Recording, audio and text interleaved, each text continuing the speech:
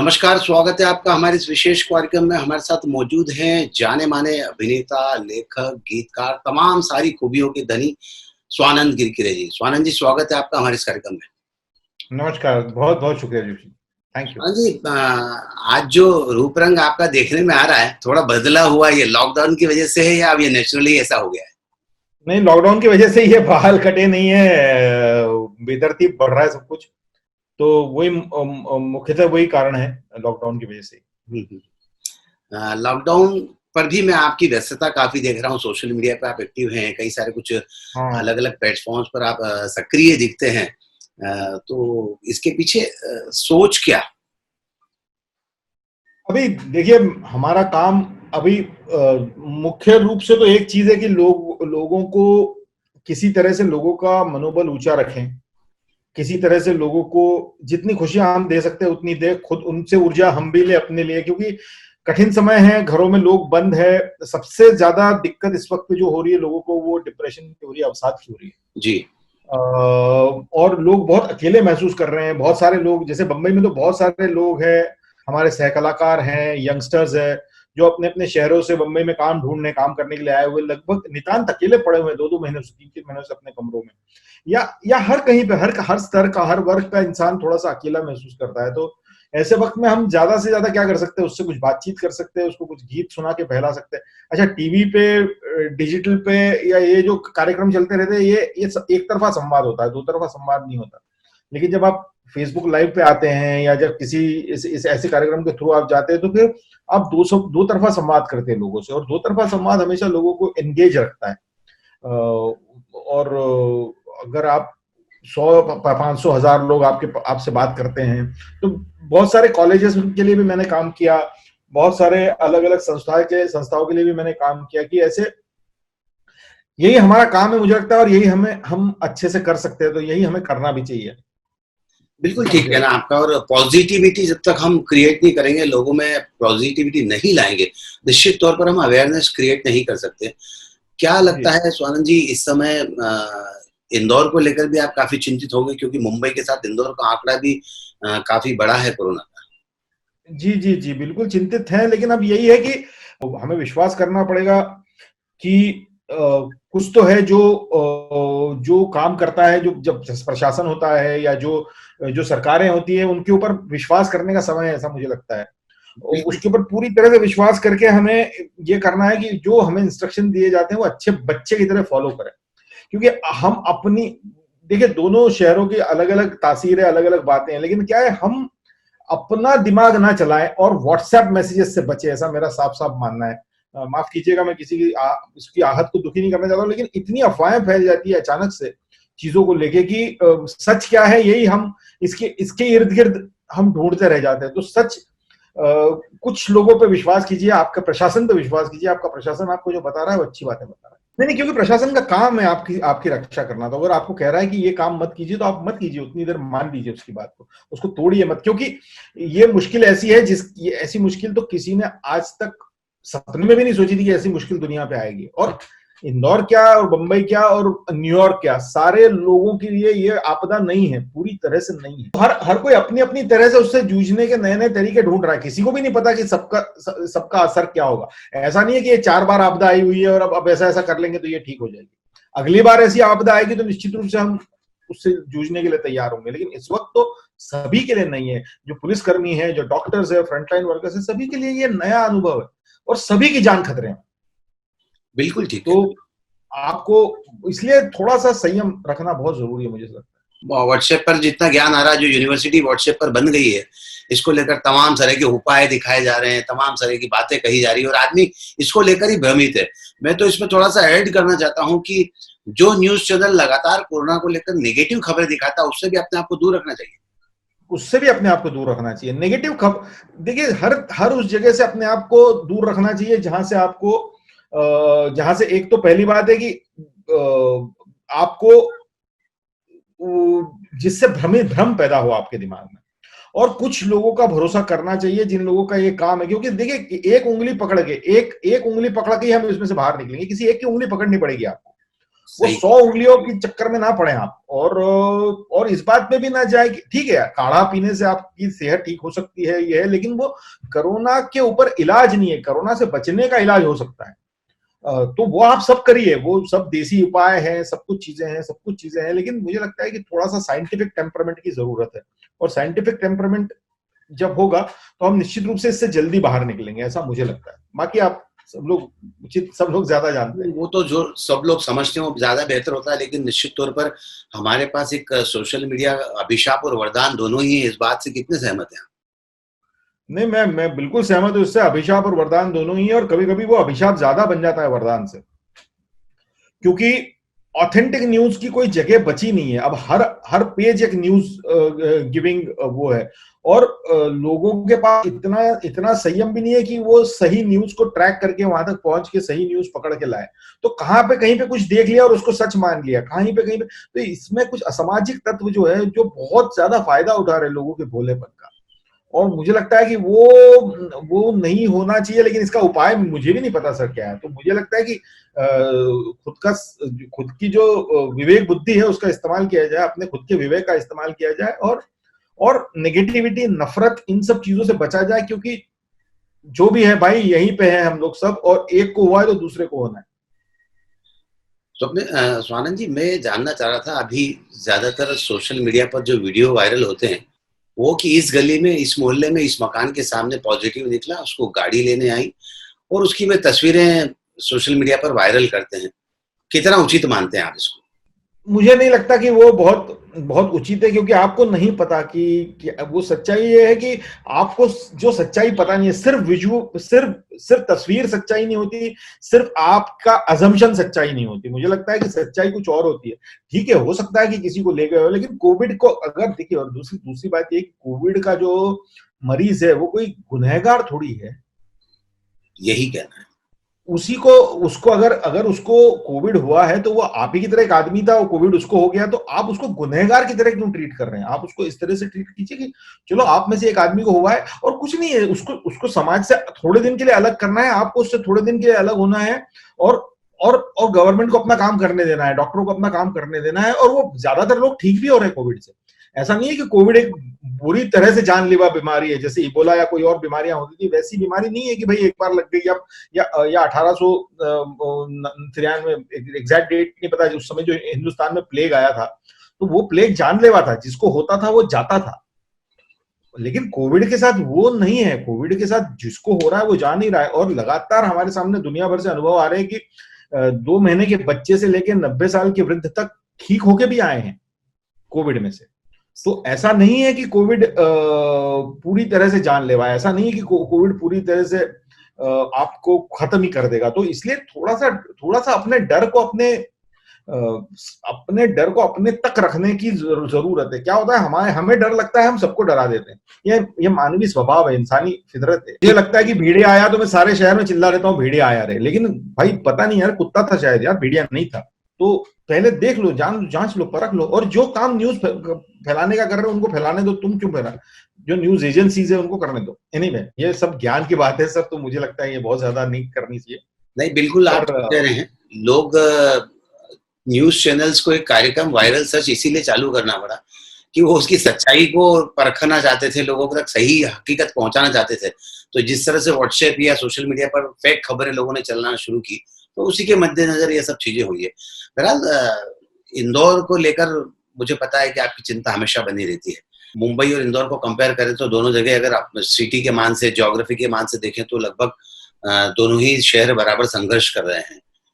इंदौर के लोगों से बात होती है, कितनी चिंता जाहिर कर रहे हैं, कितने लोग इसको लेकर पॉजिटिव बात करते हैं और कितने लोग बहुत ज्यादा चिंतित हैं। देखिए, इंदौर के लोगों से मैं ज्यादातर लोग जिनसे मेरी बात होती है, मेरा मित्र वर्ग है, जिन लोगों से मैं बात होती है, वो तो ज्यादा सब लोग चिंतित भी है। लेकिन इंदौर एक ऐसा शहर है जिसने विश्व कीर्तिमान बनाए हैं सफाई के मामले में। इंदौर ने एक बार जब ठान लिया था कि यार इसको साफ करना है, तो ऐसा साफ किया कि सारी दुनिया देखती रह गई।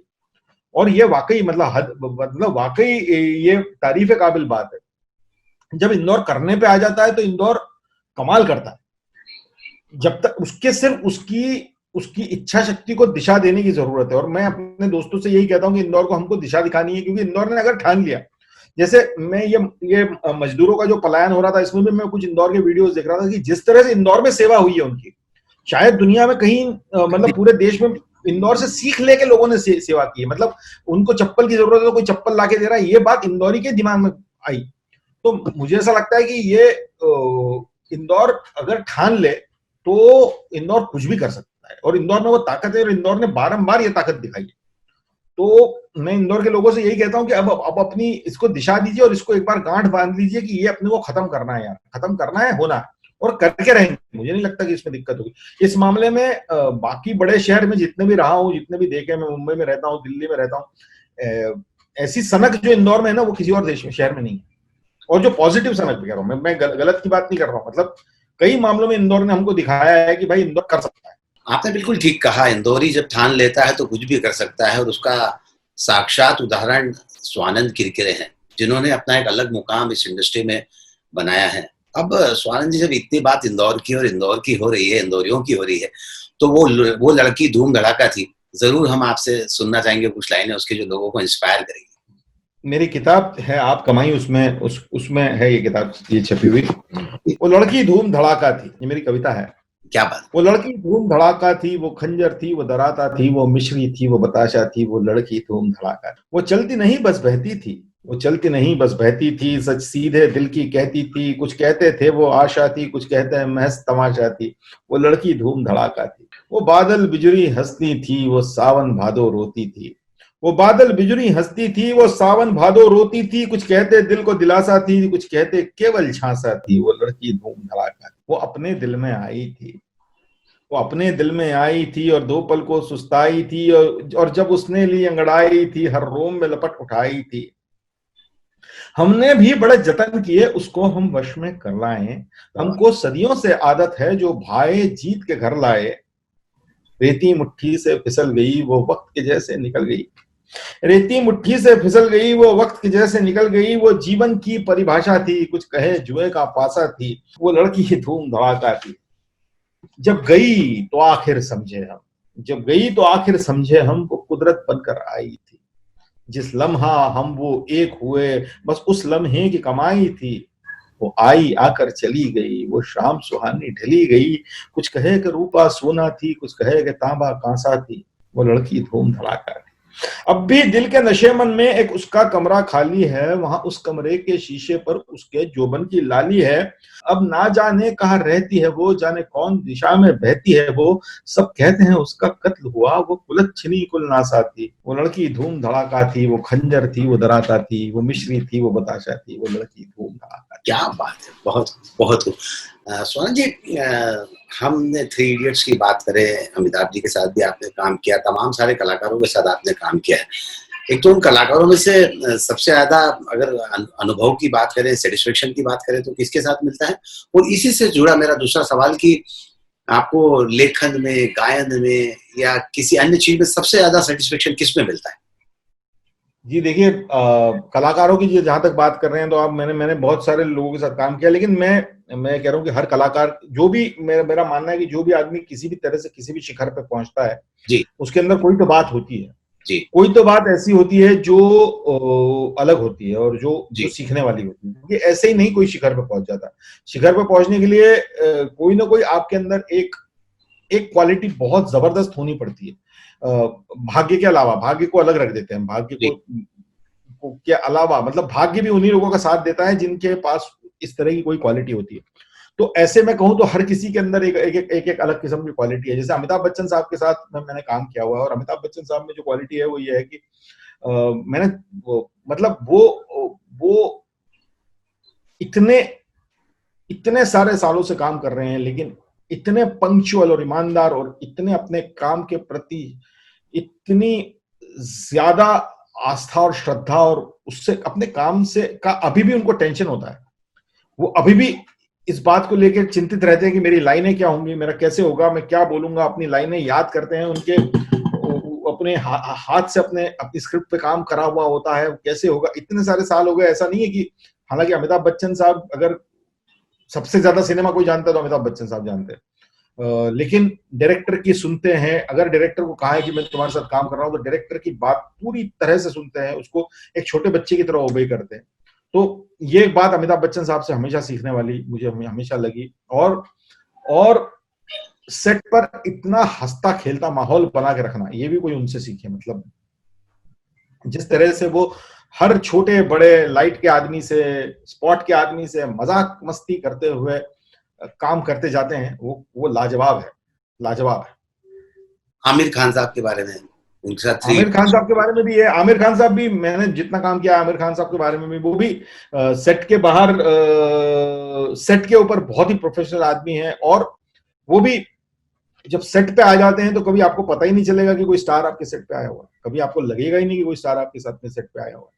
वो वही वही सेट पे वैसे ही घूमते पाए जाएंगे जैसे बाकी सारे लोग घूम रहे होते हैं। वो सेट पे सारा काम और पूरी तरह से एक ही चीज पे फोकस होता है कि जो काम हम कर रहे हैं वो अच्छे से अच्छा हो। तो ये मुझे बात इनकी इनकी क्वालिटी बहुत अच्छी लगती है, क्योंकि मुझे लगता है कि यही यही बात है जो किसी को भी शिखर तक ले जाती है। लोग उसके बारे में कई सारी दूसरी दूसरी बातें करते रहते हैं कि यार उन्होंने ये किया, उन्होंने वो किया, वो सब किया होगा उन्होंने, वो बात अलग है, लेकिन अपने काम के प्रति ईमानदारी जो है वो सर्वप्रथम है, और वो सबसे ज्यादा होती है इन लोगों में। स्वानंद किरकिरे को, जैसा मैंने फिर एक बार फिर पूछना चाहूंगा, सबसे ज्यादा संतुष्टि कब मिलती है, किस काम में मिलती है? नहीं देखिए साहब, ये तो बहुत मुश्किल सवाल है, क्योंकि संतुष्टि तो मिलती होती तो काम ही छोड़ दे आदमी। तो संतुष्टि तभी मिलती है जब बहुत ज्यादा कोई काम अच्छा हो। और मेरे बहुत सारे अंग है, मैं गीत भी लिखता हूँ, गीत गाता भी हूँ, अभिनय भी करता हूँ। अभी अभिनय करने लगा हूँ तो अभिनय में मुझे ज्यादा रस आ रहा है, क्योंकि गीत तो मैं लिख ही रहा हूँ और गीत गा भी रहा हूँ, लेकिन अभिनय में मुझे ज्यादा रस आ रहा है। मैं देखता रहता हूँ कि यार मुझे कोई अच्छा रोल मिल जाए, क्योंकि मैंने पहले कभी सोचा नहीं था अभिनय करने के बारे में, लेकिन जब से करना शुरू किया है मुझे लगता है कि अब कोई अच्छा रोल मिल जाए, कोई अच्छी चीज करने को मिल जाए, कुछ अच्छा जी।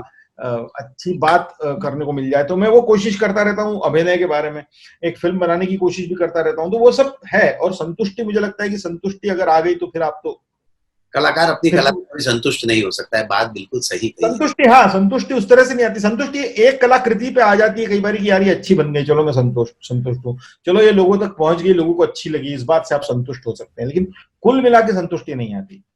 अभी आप कह रहे थे फिल्म निर्माण को लेकर भी सोचता हूँ, उसके बारे में कुछ बता रहे थे। अब मैं, अभी तो लॉकडाउन चल रहा है, अभी अभी अभी उसके बारे में कोई बात करना उचित नहीं होगा, पता नहीं ये कब खुलेगा। अभी फिल्में ही नहीं बन रही है, तो अभी बाकी सब तो, मेरी फिल्म और इनकी फिल्म तो वो तो जब होगा तब पता करेंगे, क्योंकि अभी तो बहुत बहुत कठिन समय है इस कठिन हिंदी समय फिल्म में इंडस्ट्री। मेरा एक सवाल फिर आपसे, कि ये जो कठिन दौर फिल्म इंडस्ट्री के लिए आया है, पूरे देश के उद्योग के लिए आया है, फिल्म उद्योग अकेला नहीं, तमाम सारे उद्योगों के लिए। हाँ फिल्म इंडस्ट्री में जो लोग, कई बार स्पॉट बॉय से लेकर तमाम सारे लोग जो डेली सेट्स पर आते हैं और उनकी तमाम सारी दिक्कतों का इस समय उन्हें सामना करना पड़ रहा है, क्या लगता है आपको किस तरह से इस ये इंडस्ट्री बाहर आ पाएगी?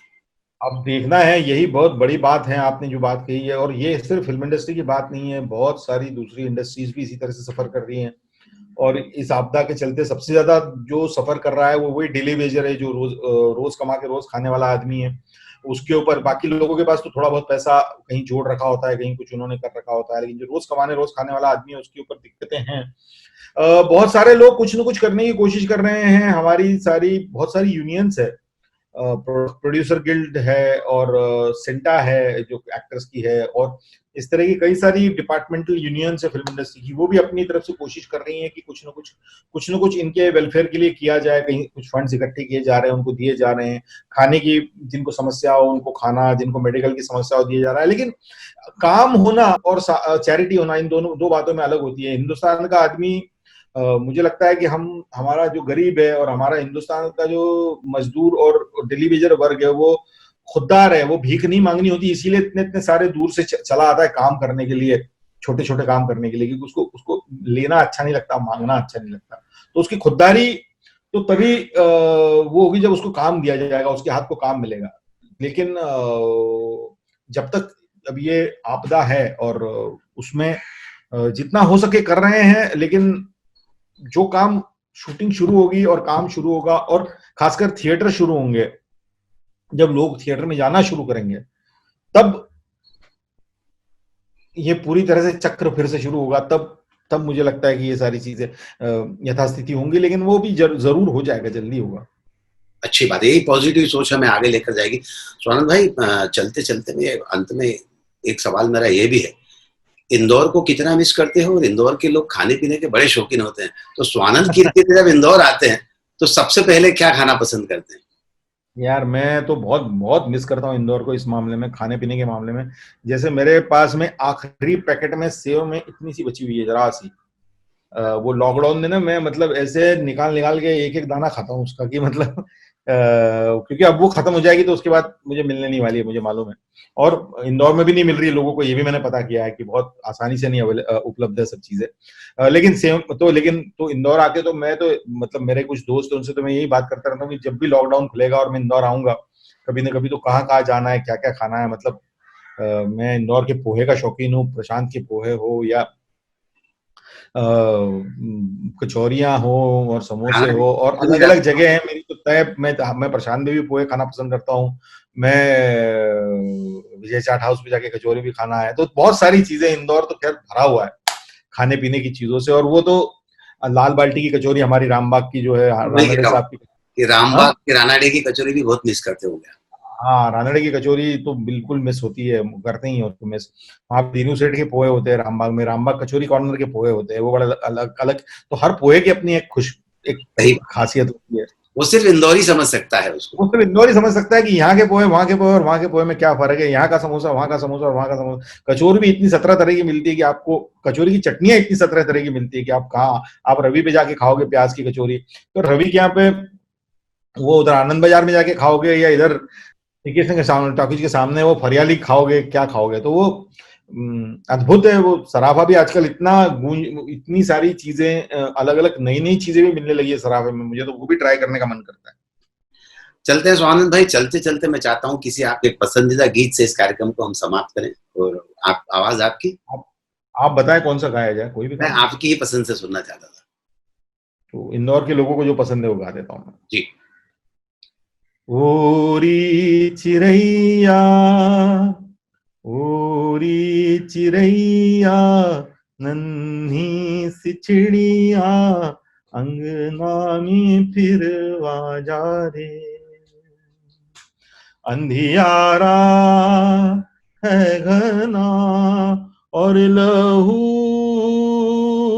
से सना, किरणों के तिनके अंबर से चुनके, अंगना में फिर आजा रे पूरी चिड़ैया।